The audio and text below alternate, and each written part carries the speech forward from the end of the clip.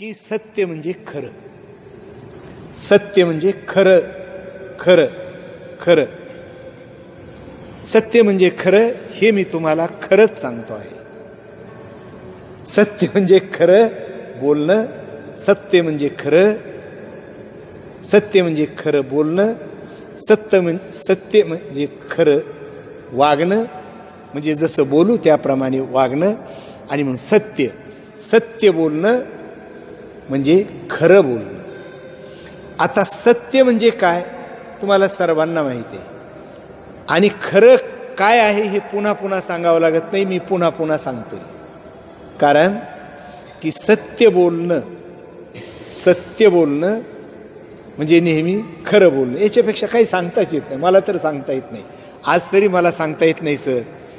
मग सत्य म्हणजे खरं बोलणं, म्हणजे जशी वस्तुस्थिती आहे तसं बोलणं.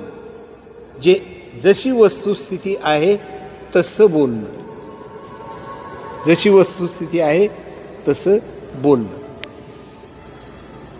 बाजारात बऱ्याच वेळा आपण जातो, बाजारात बहुतेक माणसं खरंच बोलतात. राहुरी विद्यापीठ आहे आमच्या नगरला, बहुतेक सारा शेतीमाल आणि फळं विद्यापीठातलीच मिळतात. लक्षात येते ना. कोणी म्हणतं विद्यापीठातला पेरू, कोणी म्हणतं विद्यापीठातलं डाळिंब, कोणी म्हणतं विद्यापीठातला चिक्कू, कोणी म्हणतं विद्यापीठातला केशर आंबा. हे खरं आहे का? हे खरं आहे का? खरं नाही. कोणी म्हणतं हे सेंद्रिय पद्धतीने पिकवलेले, हे खरं आहे का? हेही खरं नाही. आणि म्हणून जे आहे ते बोलणं आहे, आपलं जे आहे ते सांगणं, याला म्हणायचं खरं बोलणं. आता थोडीशी अडचण अशी आहे की आपण म्हणतो खरं बोललं तर सख्याईला राग येतो, नाहीतर आपण सारेच खरं बोललो असतो ना. पण आपण काय विचार करतो की आपण जर खरं बोललो तर लोकांना राग येईल. सबसे बडा है रोग क्या कहेंगे लोग. आणि म्हणून लोक काय म्हणतील याचाच खरा रोग आहे. आणि म्हणून लोक काय म्हणतील याचा विचार करण्याचं प्रयोजन नाही. पण म्हणून आपण जसं आहे तसं बोलणं म्हणजे खरं बोलणं.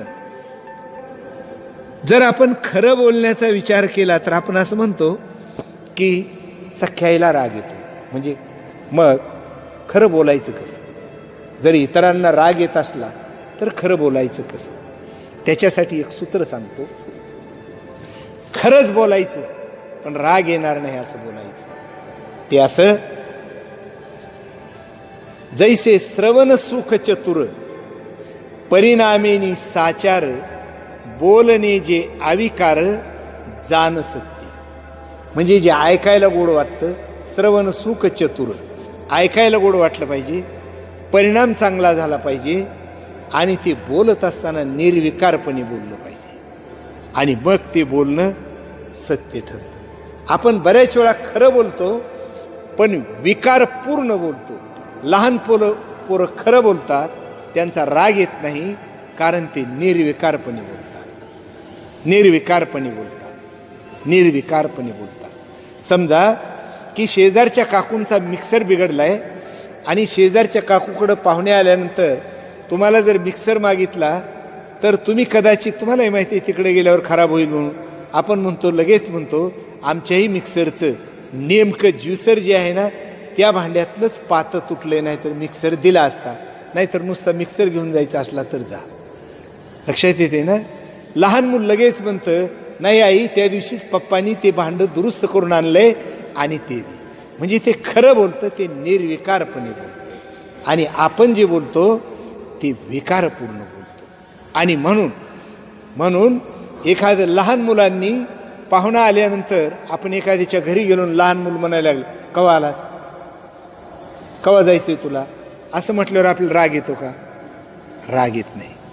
पण ज्याच्या घरी गेलोय त्यांनी नुसतं आपल्याला असं म्हटलं, कहो तुम्ही आलात हे बरं झालं, पण तुम्हाला किती वाजता जायचंय, आणि त्याचा हेतू बरोबर असतो, किंवा इथून जायला मग संध्याकाळी 9च्या नंतर गाडी नाही, मग तुम्हाला जायचं असेल तर अगोदर 9च्या नंतरच्या गाडीचं आपण बुकिंग करू. हे तो चांगला असतो, पण आपल्याला लगेच काय वाटतं?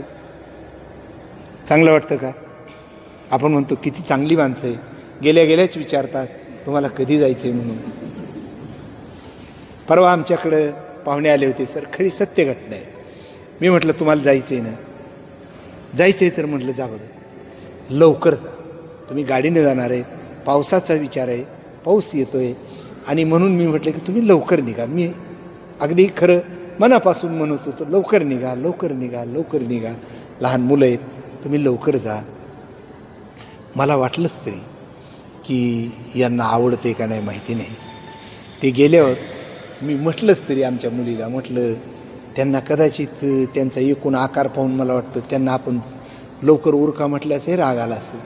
आमची मुलगी लगेच म्हटली, नाहीतरी म्हणत होते की यांना घालवायचंच पडलं. लक्षात येते ना? म्हणजे खरं आहे, खरं आहे, पण त्यांना त्याच्यामध्ये विकार जाणवला, मन दुखवलं, म्हणून साच आणि मवाळ मितले आणि रसाळ शब्द जैशी कल्लोळ अमृताची. किंवा खरं बोलणं कसं असावं आणखी एक ओवी सांगतो, आणि मग ना तरी माऊपणे बुबुळे परी झगडताही नाडळे येरवी फोडी कोराळे पाणी जैसे. म्हणजे आपण हा डोळ्यात कचरा गेला तर वेगवेगळे उपाय आहेत. त्यापैकी एक उपाय आहे की आपण पाण्यात असा डोळा बुडवला किंवा पाण्यात बुडी घेतली आणि डोळे उघडले तर कचरा बाजूला जातो असं म्हणतात. म्हणजे पाणी त्यावेळी इतकं मृदू बनतं की आपला कचरा डोळ्यातून बाहेर काढतं, पण तेच पाणी जेव्हा खडकावून येतं तेव्हा तेच पाणी खडक फोडतं. लक्षात येते ना? तेच पाणी खडक फोडतं. आणि म्हणून आपलं बोलणं सुद्धा संशय फेडणारं, जसं डोळ्यातला कचरा पाणी अलगदपणे काढतं तसं आपलं बोलणं खरं असावं, पण संशय फेडणारं असावं, इतकं मृदू असावं. आता बाकीचं काही नाही, सत्य बोलणं. सत्य बोलणं, नुसतं सत्य बोलून चालत नाही, नुसतं बोलून चालत नाही, तर आपलं आचरण सुद्धा तसंच अपेक्षित आहे. आपण म्हणतो बोले तैसा चाले तयाची वंदावी पाऊले. आणि म्हणून बोलायचं एक आणि करायचं. फक्त राजकारणातली माणसं तेवढं जसं बोलावं तसं वागतात. बहुतेक माणसं विरुद्ध दिशेनं वागतात. आणि म्हणून की आपण जसं बोलतो तसं वर्तन करणं अभिप्रेत आहे, आणि तसं केलं नाही तर त्याचा प्रभाव येत नाही. सर, बऱ्याच वेळा असं म्हटलं जातं, लोक विचारतात, एवढे धार्मिक उत्सव होतात, एवढी कामं चालतात, पण समाजात बदल कसा होत नाही? त्याचं कारण आहे की बोध हा शब्दानेच करावा लागतो. शब्द त्याच्या अंतरंगाकडं म्हणजे अर्थाकडे घेऊन जातात, आणि तो अर्थ अध्यात्माकडे घेऊन जाणारा असतो. आणि अध्यात्माकडे घेऊन जाणाऱ्या शब्दाच्या पाठीमागं तपाचं किंवा स्वतःच्या त्या सांगणाऱ्याच्या शब्दाचं बळ अभिप्रेत असतं. दुर्दैवानं बहुतेक माणसं जी बोलतात ती फक्त बोलतात, त्याच्या पाठीमागं स्वतःच्या साधनेचं, तपश्चर्येचं, सामर्थ्याचं कोणतंही बळ नसतं, आणि म्हणून ते शब्द प्रभावहीन ठरतात. आणि म्हणून की आपलं बोलणं आणि वागणं एक असावं, आणि असं असेल तर काय होतं, तर परिणाम होतो सत्य प्रतिष्ठायाम क्रियाफलाश्रयत्व. जर आपल्यामध्ये सत्याच्या वर्तनाच्या प्रतिष्ठापना झाली तर आपण जसं बोलू तसं कर्म घडतं, जसं बोलू तसं होतं. कळतंय ना? म्हणजे आपल्या शब्दाप्रमाणे क्रिया घडते. सत्य प्रतिष्ठायाम क्रियाफला आश्रयत्व.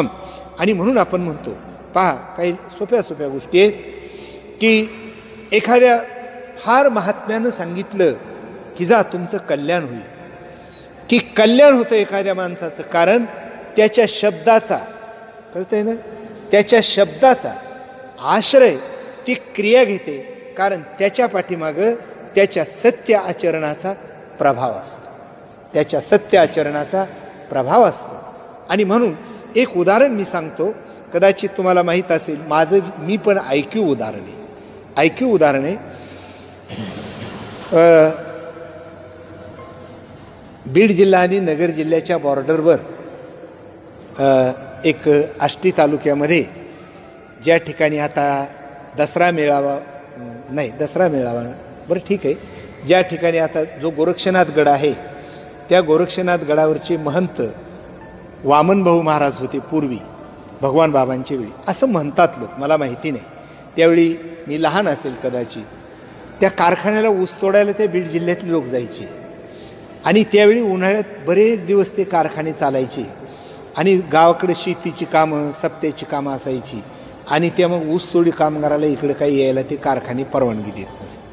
म्हणून ते वामनभाऊ एकदा त्या कारखान्याला गेले आणि त्या कारखान्याला गेल्यावर तिथल्या लोकांना म्हटले की आमच्या लोकांना जरा जाऊ द्यात, आमच्याकडं आता उन्हाळ्याची कामं असतात, यात्रा असतात आणि आता आमच्या गाड्याला सुट्टी द्या. ते कारखानेवाले काही परवानगी देणार आणि मग ते जाता जाता म्हटले तुम्हाला नाही सुट्टी द्यायची, नका सुट्टी देऊ, तुमच्या कारखान्याला आग लागू तिकडं. म्हटले चला आपलं. आणि त्यांनी तोंड फिरवलं आणि ते इकडं गडावर येतात का नाही तर मागं कारखान्याला आग लागली.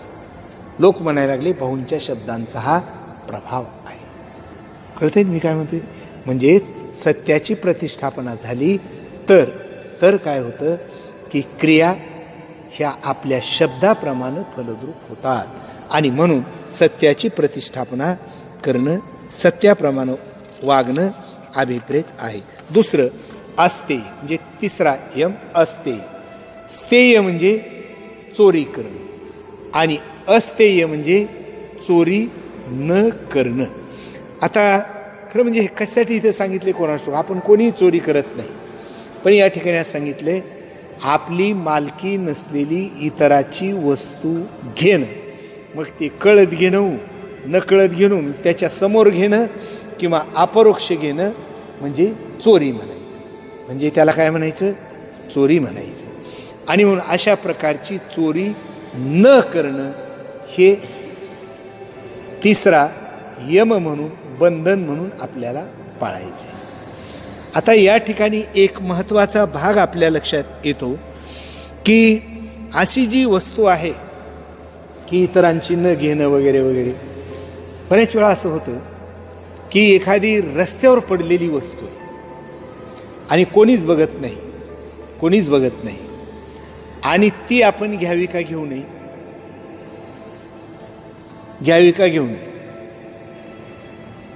आपण घेतली नाही तर कोणीतरी घेणारच आहे ना, का नाही घेणारच आहे. मग आपण घेतली तर काय बिघडले? आपण घेताना त्याची परत देण्यासाठी घेऊ किंवा कोणाची वस्तू आहे म्हणून बघायला घेऊ, काय हरकत आहे? काही हरकत नाही, सुरुवातीला काही हरकत नाही. पण जेव्हा योगाच्या पुढच्या टप्प्यावर जायचंय तेव्हा इतरांची पडलेली सुद्धा वस्तू घ्यायची नाही. नवनाथाची पोथी कोणी कोणी वाचली आणि कोणी कोणी ऐकली माहिती आहे तुम्हाला? माहिती आहे ना? नाही माहिती, जाऊ दे, मीही सांगत नाही. पण एक ती गोष्टच आहे, झोळी होती आणि त्या झोळीमध्ये रस्त्यानं सोन्याची वीट घेतली, ती वीट टाकली, पुन्हा मध्ये गेल्यावर पुढं गेल्यावर म्हटले इथं भीती वाटते का? तो म्हटला नाही, भीती तर पाठीमागच टाकून दिली. म्हणजे ती सोन्याची वीट सुद्धा टाकून दिली, पाठीमागच टाकून दिली. म्हणजे साधूंच्या दृष्टिकोनातून, कळते ना, साधूंच्या दृष्टिकोनातून, साधकांच्या दृष्टिकोनातून इतरांची वस्तू घेणं सुद्धा चोरी आहे, अपरोक्षरित्या कोणी पाहत नसलं तरी सुद्धा. आणि म्हणून या ठिकाणी पुढच्या प्रगतीसाठी हे आपल्याला अभिप्रेत आहे.